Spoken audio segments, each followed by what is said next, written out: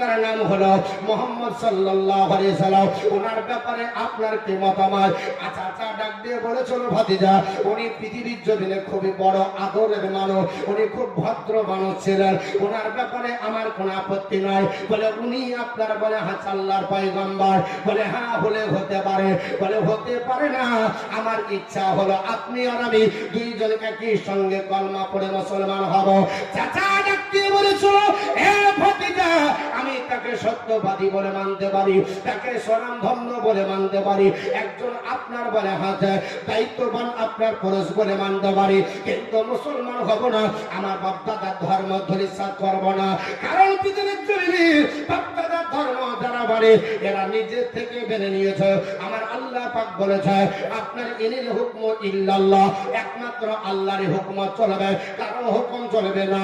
আমরা আল্লাহ তাবুদু ইল্লা ইয়াহু, আল্লাহ পাক বলেছি আমি আল্লাহ হুকুম করেছি একমাত্র আমি আল্লাহর ইবাদত করো, পৃথিবীর জমিনে কারো ইবাদত করা যাবে না। ডাক দিয়ে বলল বলে চাচা তাহলে তুমি কার ইবাদত করবে? বলে আমাদের লাতুজ্জাত মানাতে।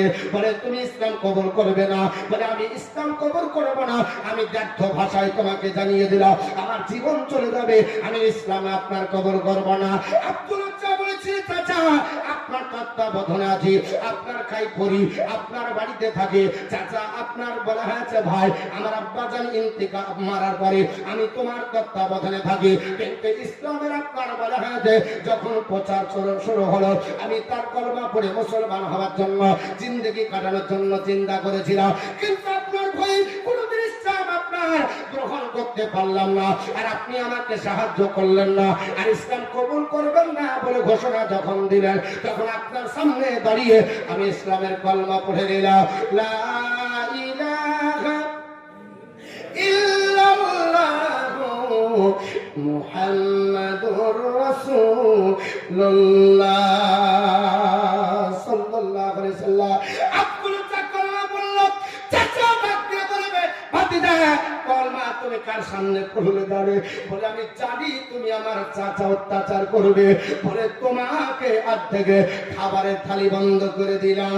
আমার আল্লাহ বলেছে মুসলমান আমি আল্লাহ পাক তোমরা জানো না আমি আল্লাহ পাক ইন্নাল্লাহ ইয়ারযুকু মাইয়াশাউ বিগাইরি হিসাব। আমি আল্লাহ পাক যাকে ইচ্ছা আমি তাকে আল্লাহ আমি বেহিসাব রুজি দিই। জোরে বল সুবহানাল্লাহ। আব্দুল চার আপনার বলে হাতে ডাক দিয়ে বলল এ ভাতিজা খাবার বন্ধ হয়ে গেল, নিশ্চয় তুমি ত্যাগ করবে, কলমা ত্যাগ করবে না। আমার